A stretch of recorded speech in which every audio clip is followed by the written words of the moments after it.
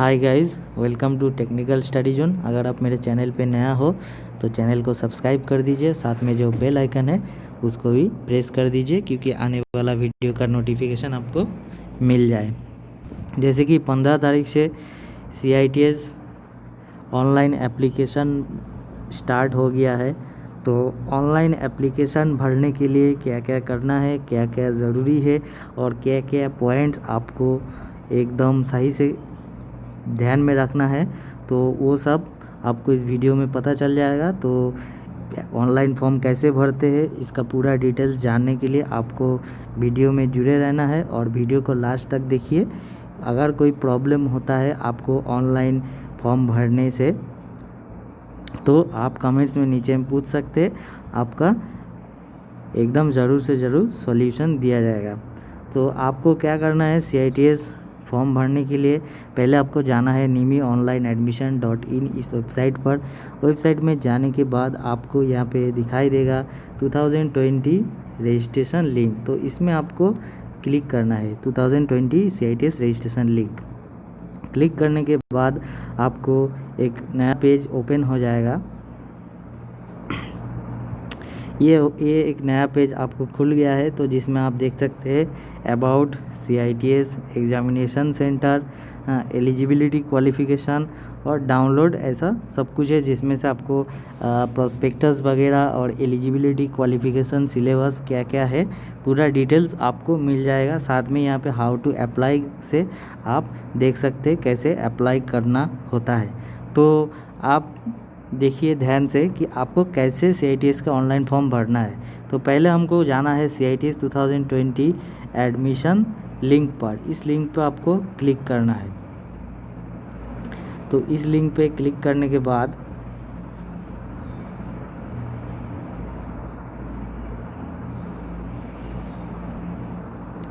आपको ऐसा page open हो जाएगा।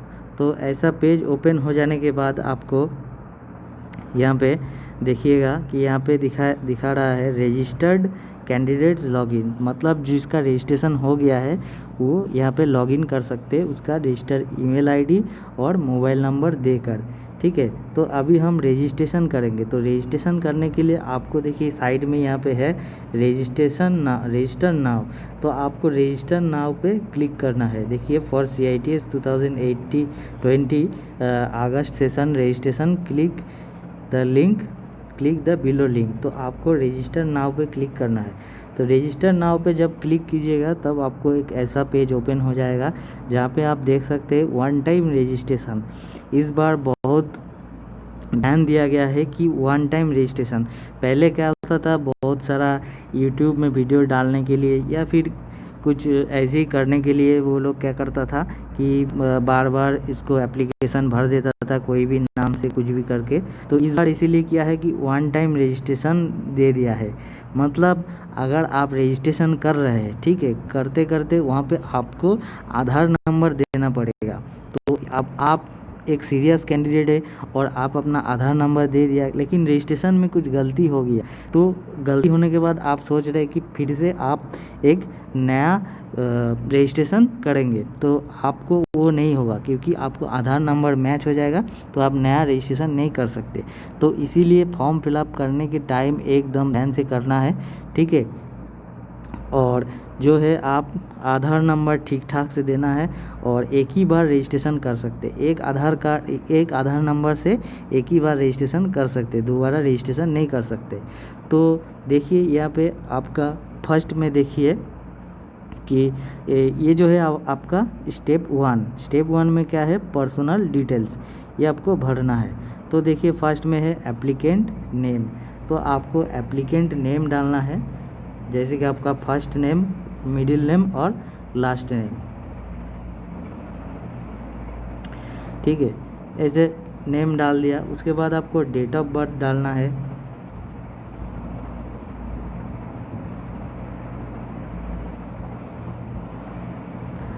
उसके बाद क्या है, आपको फादर्स नेम डालना है।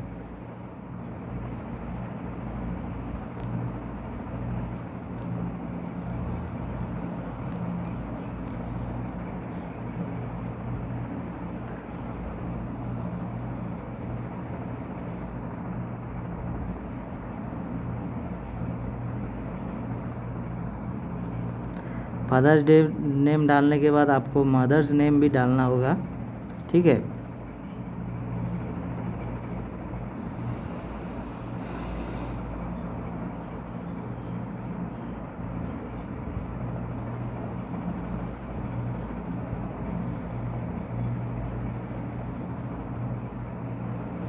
तो यहाँ पे देखिए आपको मेल फीमेल डालना है, उसके बाद आपको कैटेगरी डालना है, general, SC, OBC, SC, ST और ईडब्ल्यूएस जो जनरल के 10% रिजर्वेशन में आता है वो लोग के लिए है, ठीक है। उसके बाद आपको फिजिकली चैलेंज्ड येस और नो डालना है।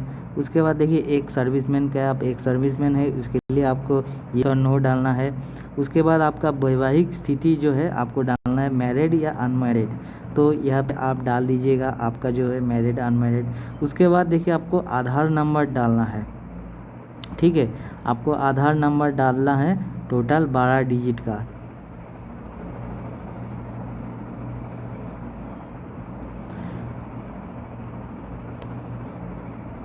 टोटल 12 नंबर का आधार नंबर डालना है आपको।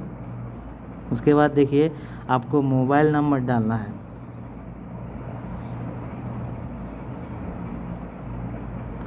ठीक है। मोबाइल नंबर में देखिए यहाँ पे लिखा है डोंट प्रीफिक्स 0, तो आगे में 0 लगाने के लिए मना कर रहा है। और आपको जीमेल जो है आपका ईमेल आईडी देने के लिए बोल रहा है, तो इसमें आपका आउटलुक और .live ये सब मेल आपको नहीं चलेगा, तो आपको जीमेल आईडी डालना है, ठीक है।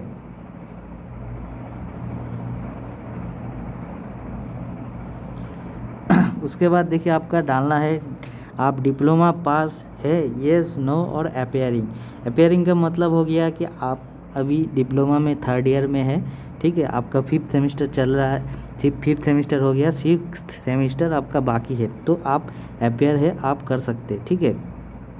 और ITI में देखिए, ITI में जो लोग ITI में देखिए यहाँ पे है येस, नो और अपेयर, तो ये यहाँ पे देखिए कि आपका बोल रहा है कि आपका ITI है, कंप्लीट है, येस, नो और अपेयर, मतलब आप अभी 2nd ईयर में है ITI में, तो इसमें आपको अपेयर डालना है।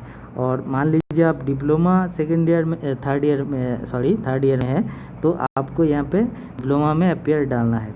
और मान लीजिए आपके पास ITI भी है और डिप्लोमा भी है, तो आप दोनों ही दे सकते हैं, जैसे डिप्लोमा दे दिए येस, ITI दे दिए येस, ठीक है। उसके बाद देखिए आपको ITI का सर्टिफिकेट नंबर देना होगा।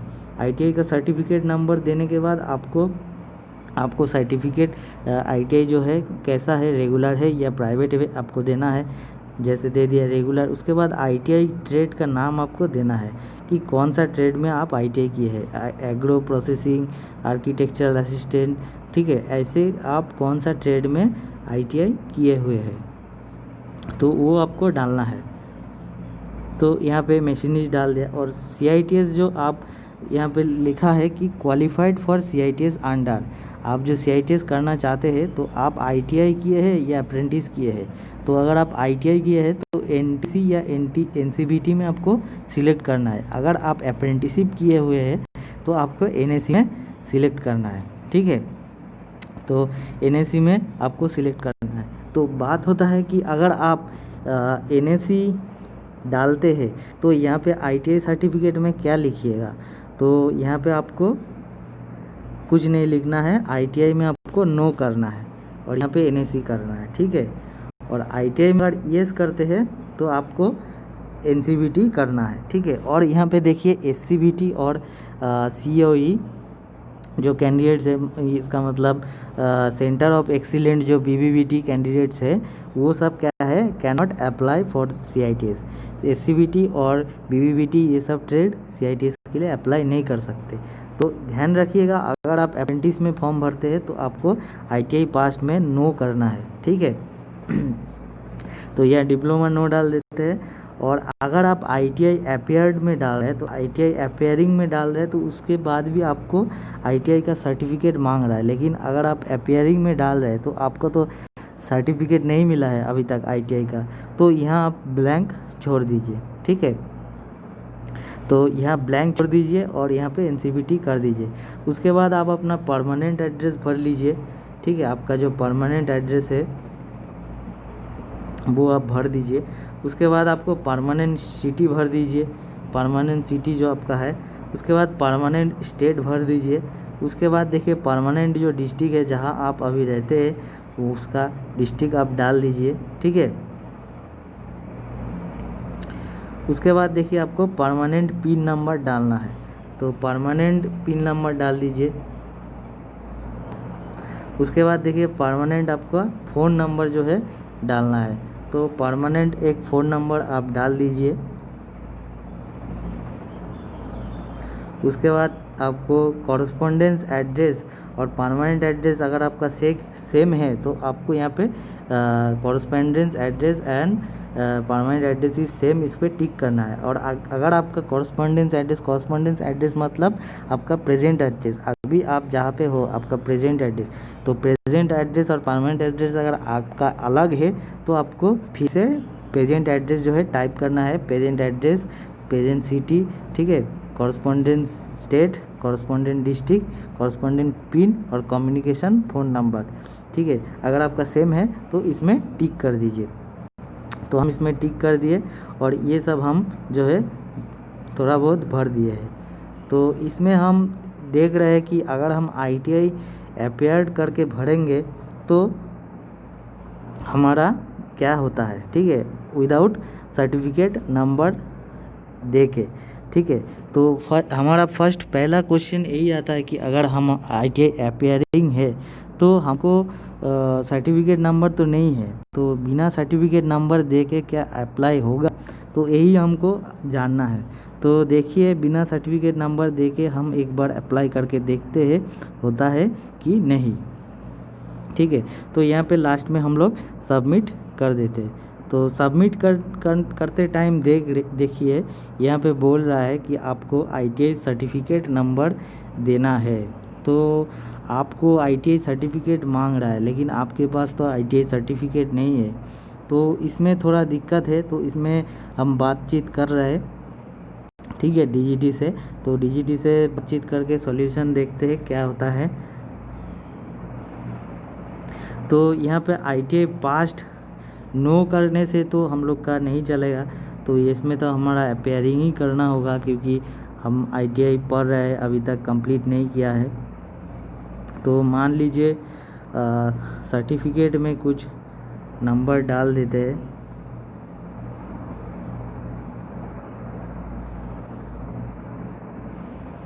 तो उसके बाद हम लोग सबमिट करते हैं। सबमिट करने के बाद क्या आता है देखते हैं।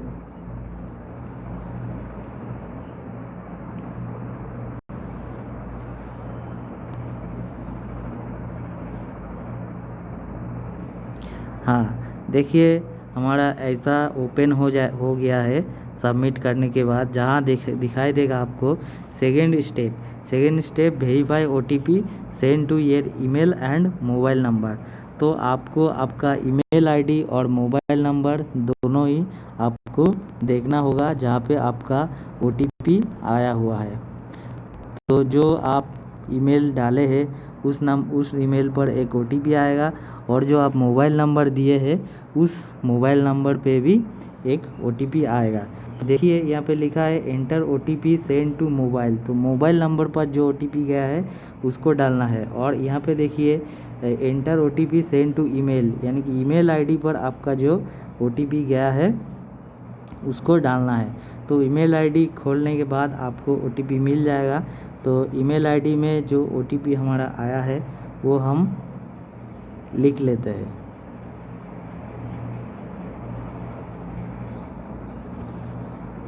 ठीक है, और हमारा मोबाइल नंबर में जो OTP आया है उसको भी हम देख लेते हैं क्या है।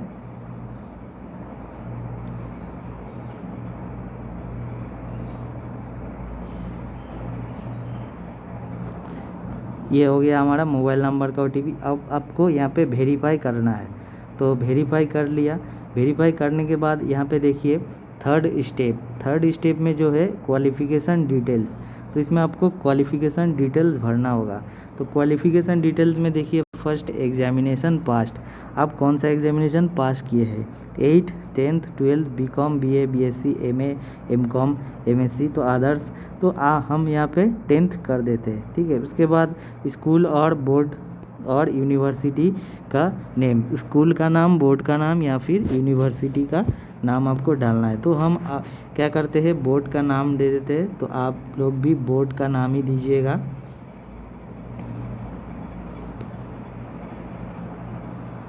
ठीक है। बोर्ड का नाम डाल दिए। ईयर ऑफ पासिंग दे देते हैं, आप 10th किस साल में पास किए हैं, तो हम जिस साल में 10th पास किए हैं तो उस 10th का हम पासिंग ईयर दे दिया। तो आपको मेजर सब्जेक्ट देना है, तो मेजर सब्जेक्ट क्या है, अगर आप 12th डालते हैं तो वहाँ पे आपका मेजर सब्जेक्ट है साइंस है, आर्ट्स है, कॉमर्स है। अगर आप बीए डालते हैं तो बीए में भी है आपका Bengali, history, geography, physics, chemistry, ऐसे बहुत कुछ है। एमएससी में भी है, लेकिन 10th में तो सबका सेम सिलेबस रहता है, मैथ, साइंस, जनरल सब कुछ रहता है, हिस्ट्री, जियोग्राफी। तो उसमें आपको क्या लिखना है, उसमें आपको लिख दीजिए यहाँ पे जनरल, ठीक है। सब्जेक्ट में आप लिख दीजिए जनरल। उसके बाद आप मार्क्स में लिखिए, मार्क्स में आपका कितना परसेंटेज है, तो हम मार्क्स में परसेंटेज दे दिया।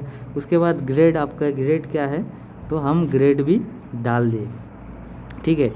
इसके बाद इतना सब हो जाने के बाद यहाँ पे देखिए टेक्निकल क्वालिफ़िकेशन पूछ रहा है, तो टेक्निकल क्वालिफ़िकेशन में आपको एग्जामिनेशन पास्ट यहाँ पे आपको सिलेक्ट करना है। सिलेक्ट करने के बाद देखिए ऑप्शन है BEd, BBA, diploma, MBA, MS, PGDBA, PGDCA, ITI, BTech, BE, ME, MTech, ME, PhD, diploma in engineering, bachelor of computer application, master of computer application, NSC और एनसीवीटी।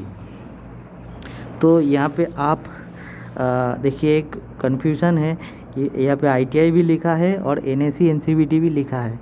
तो जो आईटीआई कैंडिडेट है वो आईटीआई को select कीजिए और जो apprentice candidate है वो एनएससी एनसीवीटी को सिलेक्ट कीजिए। तो हम लोग आईटीआई को सिलेक्ट करते हैं। उसके बाद देखिए यूनिवर्सिटी, इंस्टीट्यूशन और काउंसिल का नाम पूछ रहा है, तो यहाँ पे हम लोग जो हमारा काउंसिल है वो हम दे देते हैं एनसीवीटी,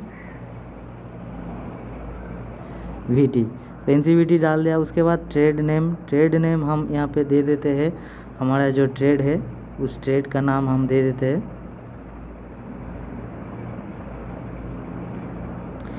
देखिए सीआईटीएस में जो हम ट्रेड लेना चाहते हैं उसी ट्रेड का नाम दिया है, हमारा आईटीआई ट्रेड का नाम नहीं दिया है। तो यहाँ पे देखिए machinist operator advance machine tools, ठीक है। हमारा ट्रेड है मशीनिस्ट, लेकिन हमको सिलेक्ट करना है machinist and operator advance machine tools, तो इसमें हम सिलेक्ट कर लिए।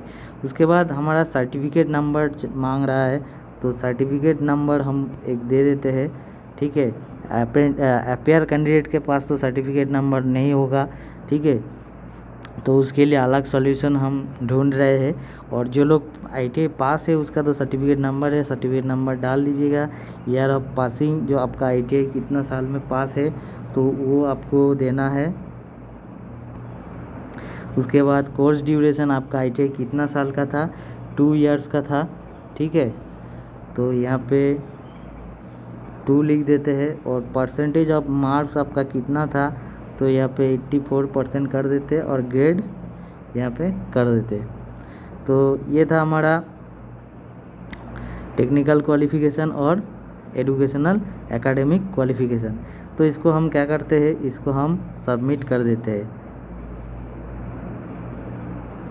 ठीक है। हमारा एजुकेशनल क्वालिफ़िकेशन जो है सबमिट हो गया। अब आपको क्या करना है, फ़ोटो विथ सिग्नेचर आपको अपलोड करना है, कम्युनिटी सर्टिफिकेट जो SC ST OBC का है वो अपलोड करना है, और 10th 8 का सर्टिफिकेट अपलोड करना है, NCVT का सर्टिफिकेट अपलोड करना है, और एक्स सर्विसमैन PH कैटेगरी और EWS का सर्टिफिकेट आपको अपलोड करना है। तो फर्स्ट में आपको क्या करना है, एक फ़ोटो के नीचे एक सिग्नेचर होगा, ऐसा फ़ोटो आपको जो है अपलोड करना है। और कम्युनिटी सर्टिफिकेट में आपका जो SC ST OBC कौन सा है वो आपको सर्टिफिकेट जो है उसका स्कैन कॉपी आपको अपलोड करना है। तो यहाँ पे देखिए साइज दिया गया है, फ़ोटो के लिए 40 KB और इस कम्युनिटी सर्टिफिकेट के लिए 100 KB, 10th और 8th सर्टिफिकेट के लिए 100 KB, NCVT सर्टिफिकेट के लिए 100 KB, NCVT और डिप्लोमा डिग्री के, और EWS कैटेगरी के लिए आपका 100 KB। तो यहाँ पे देखिए अगर आप डिग्री डालते भी है तो भी आपको 10th का सर्टिफिकेट अपलोड करना होगा। ठीक है, ITI के साथ आपको 10th का सर्टिफिकेट आपको अपलोड करना होगा। ठीक है, और जो लोग ITI है तो उनका तो NCVT सर्टिफिकेट नहीं होगा, तो उनको अपलोड नहीं करना है। हालांकि अपलोड नहीं करने से चलेगा, लेकिन शुरू में जो हमारा प्रॉब्लम है सर्टिफिकेट नंबर हमको देना ही होगा कंपलसरी, ये हम लोग का थोड़ा प्रॉब्लम है। तो ये हम लोग देखते हैं कितना दूर सॉल्व होता है। तो हमको सर्टिफिकेट अपलोड करने के बाद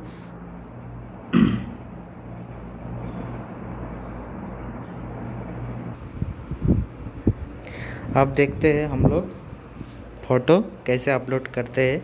तो फ़ोटो के नीचे हम एक सिग्नेचर करके, किसी कागज़ के ऊपर सिग्नेचर करके फ़ोटो के नीचे डाल के उसको हम स्कैन करके उसको हम JPG में कन्वर्ट करके जो है हम 40 KB में 40 KB के नीचे उसको बना के उसको अपलोड करेंगे चूज़ फाइल करके। तो चूज़ फाइल में हम फ़ोटो डाल देते हैं। उसके बाद कम्युनिटी सर्टिफिकेट जो SC ST OBC का है वो आपको इस साइट में किसी भी साइट में मिल जाएगा कम्युनिटी सर्टिफिकेट। तो उसको आपको क्या करना है, उस कम्युनिटी सर्टिफिकेट को डाउनलोड करना है, उसके बाद आपको फिलअप करना है और आपका जो सब डिविजनल ऑफिस है SDO है वहाँ पे जाके आपको आपका कास्ट सर्टिफिकेट दिखा के उसमें आपको आपका जो तहसीलदार है, हाँ, उससे साइन करवा के लाना है। तो ये थोड़ा आपका काम है, तो उसके लिए ये करना है।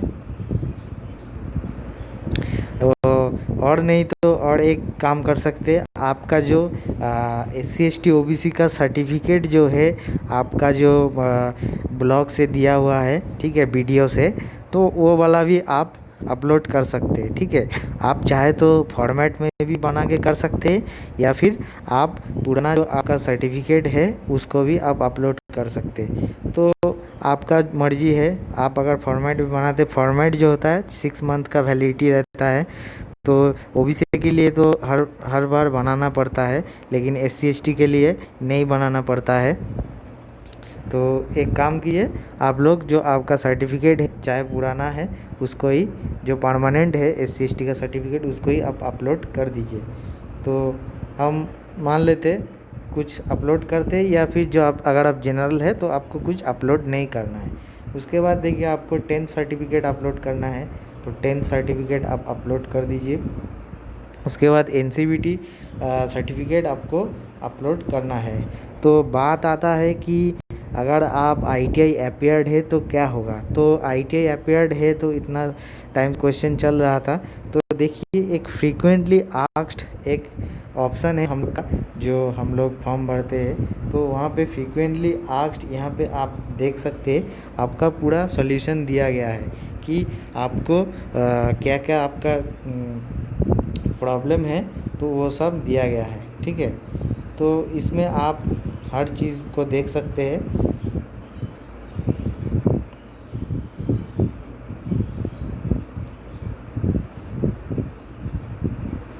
तो यहाँ पे आपको बोला गया है कि अगर आप CITS अपीयर्ड है तब आपको क्या करना है।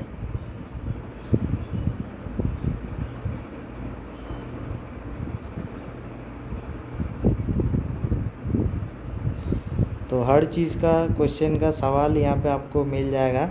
आपका मन में जो क्वेश्चन है तो इसमें हर चीज़ का सवाल आपको मिल जाएगा।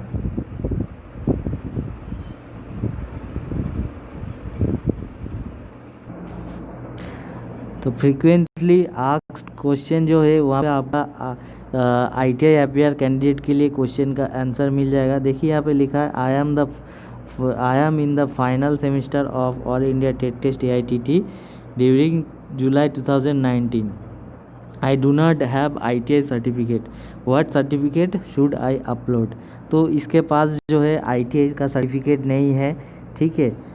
तो उसको क्या करना है, उसको देखिए आंसर में दिया गया है द मार्कशीट और certificate of previous semester should be uploaded. अगर आपके पास थर्ड सेमिस्टर का मार्कशीट है या फिर आपका फोर्थ सेमिस्टर हो गया है, सर्टिफिकेट नहीं मिला है, तो फोर्थ सेमिस्टर का अगर मार्कशीट है तो आपको मार्कशीट अपलोड करना है। ऐसा नहीं है कि आपको सर्टिफिकेट ही अपलोड करना है। अगर आपके पास नहीं है तो आप मार्कशीट अपलोड कीजिएगा।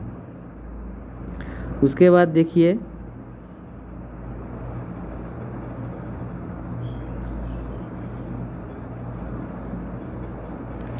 यहाँ पे देखिए क्वेश्चन है what should an appearing candidate upload for certificate. आप अगर अपेयर कैंडिडेट है तो आपको क्या अपलोड करना है। देखिए अपलोड यहाँ पे लिखा है अपलोड लास्ट ईयर मार्कशीट और ITI ID कार्ड। तो आपको लास्ट ईयर का मार्कशीट भी आप अपलोड कर सकते हैं या फिर ITI का ID कार्ड भी आप अपलोड कर सकते हैं। और यहाँ पे क्वेश्चन देखिए what to do field in the certificate number for appearing candidates. Appearing candidate certificate number पे उसको क्या डालना है। तो यहाँ पे देखिए नॉट एप्लीकेबल लिखा है, लेकिन आप अगर जब फॉर्म स्टार्ट करोगे फिलअप तो आप बिना नंबर देके आप आगे नहीं बढ़ सकते। तो उसमें क्या कीजिएगा, आपका जो रिज़ल्ट है उस लास्ट ईयर का जो आपका रिज़ल्ट है तो रिज़ल्ट का आपका नंबर मिलेगा। आप चाहे तो उस नंबर को भी अपलोड कर सकते हैं, ठीक है। उस नंबर को अपलोड करने से क्या होगा, आप अगर उस लास्ट ईयर का जो आपका रिज़ल्ट आप अपलोड कीजिएगा तो उसके साथ वो मैच हो जाएगा, तो डॉक्यूमेंट वेरिफिकेशन में कोई दिक्कत नहीं होगा। तो ये था अपेयर वाला कैंडिडेट के लिए सॉल्यूशन। तो यहाँ पे पूरा डिटेल्स दिया गया है फ्रीक्वेंटली आस्क्ड क्वेश्चन में। यहाँ आपको पूरा डिटेल्स मिल जाएगा कि आपका मन में जो सवाल है। तो चलिए उसके बाद देखते हैं हम लोग। इमेजेस अपलोड कर दिया, सब कुछ कर दिया।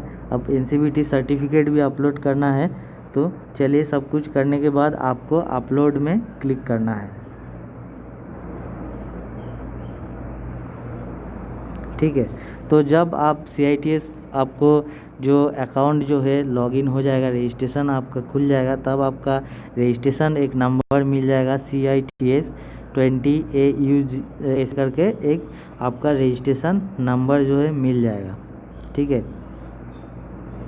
तो ये हो गया आपका फ़ोटो जो है अपलोड हो गया। देखिए यहाँ पे लिखा है photography uploaded successfully, no communication community certificate selected, school certificate uploaded successfully, qualification certificate uploaded successfully, ऐसे करके आपको टोटल दिया हुआ है कि क्या क्या आपका अपलोडेड सक्सेसफुली हो गया है।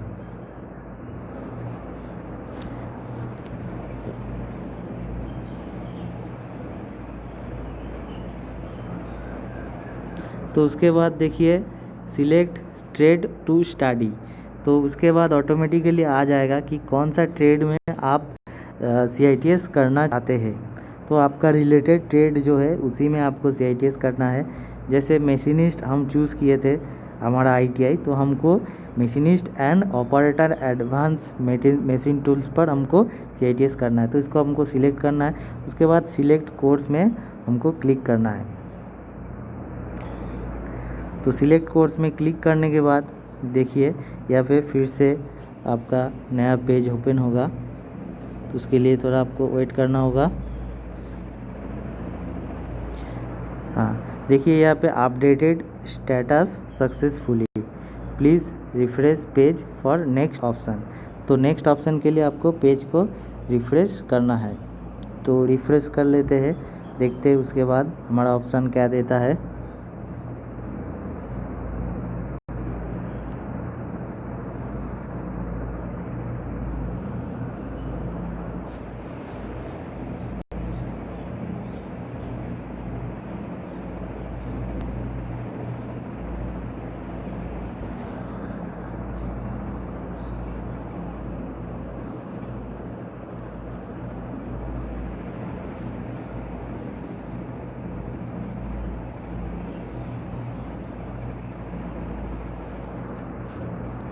हमारा पेज जो है रिफ्रेश हो गया है।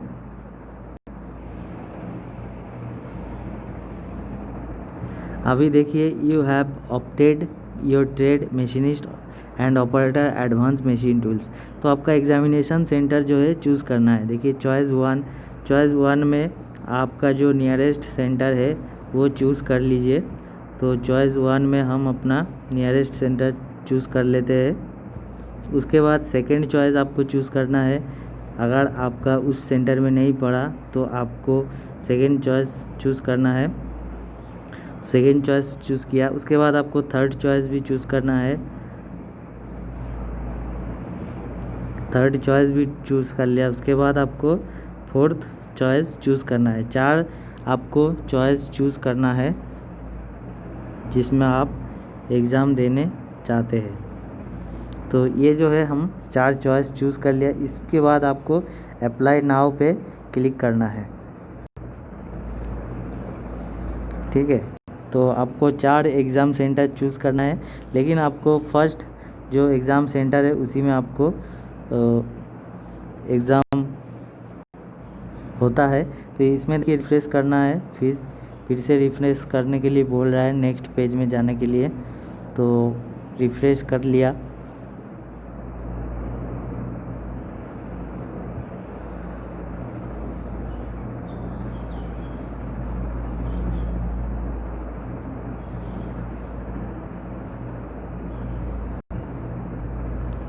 देखिए नेक्स्ट पेज हमारा हो गया है। यहाँ पे देखिए एप्लीकेशन बिफोर पेमेंट के यहाँ पे आप क्या क्या सर्टिफिकेट अपलोड किया है और आपका जो डिटेल्स है सब कुछ यहाँ पे दिया गया है। ठीक है, अगर आप कुछ मिस्टेक करते हैं तो यहाँ पे एडिट ऑप्शन है। देखिए साइड में एक्टिविटीज़, यहाँ पे नीचे देखिए एडिट ऑप्शन है, इसमें आप जाके फिर से चेंज कर सकते हैं। तो ये अगर सब कुछ आपका सही है तो आपको क्या करना है, कन्फर्म एंड पे, इसमें आपको क्लिक करना है। तो सब कुछ अगर सही है तो आपको कन्फर्म एंड पे क्लिक करना है। तो कन्फर्म एंड पे क्लिक करने के बाद आपको पेमेंट ऑप्शन खुल जाएगा। तो उसमें जाके आपको क्या है, पेमेंट करना है। ठीक है, पेमेंट करने के बाद आपको एप्लीकेशन कंप्लीट हो जाएगा फुलफ़िल। ठीक है, ऑनलाइन आप पेमेंट कर दीजिएगा, आपका एप्लीकेशन फुलफ़िल कंप्लीट हो जाएगा। उसके बाद एप्लीकेशन का प्रिंट आउट ले लीजिएगा, पीडीएफ के आकार में सेव कर लीजिएगा, क्योंकि बाद में वो एप्लीकेशन जो है आपका बहुत ज़रूरी है।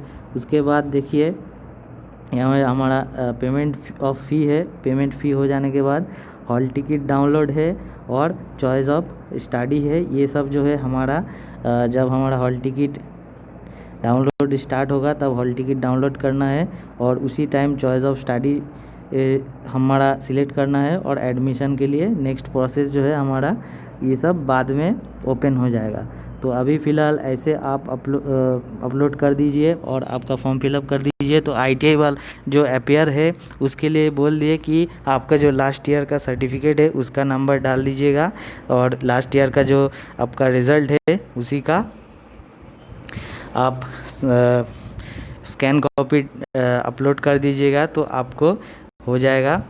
ठीक है, और ITI कैंडिडेट, अप्रेंटिसशिप कैंडिडेट वो लोग तो अपना सर्टिफिकेट अपलोड कर दीजिएगा, डिप्लोमा बीटेक का भी सर्टिफिकेट अपलोड कर दीजिएगा। और एपेड वाला जितना भी कैंडिडेट है उसको लास्ट ईयर का सर्टिफिकेट अपलोड करना है और लास्ट ईयर का जो रिज़ल्ट है उसको अपलोड करना है या फिर उसका नंबर आपको अपलोड करना है। ठीक है, तो उसमें नॉट एप्लीकेबल लिखा हुआ है कि, लेकिन नॉट एप्लीकेबल वहाँ पे कुछ नहीं डालने से आपको नहीं होगा आगे प्रोसेस। तो आपको रिज़ल्ट का जो नंबर है वही डाल दीजिएगा। ठीक है, तो जनरल के लिए 500 रुपीज़ आपको पे करना है और SC ST के लिए 300 रुपीज़ पे करना है। तो यहाँ पे देखिए, यहाँ पे नाउ पे क्लिक करना है। ऐसे पेज ओपन हो जाएगा तो आपको 500 पे करना है। तो पे नाउ पे आपको क्लिक करना है। पे नाउ पे क्लिक करने के बाद आपको एक नया पेज ओपन हो जाएगा।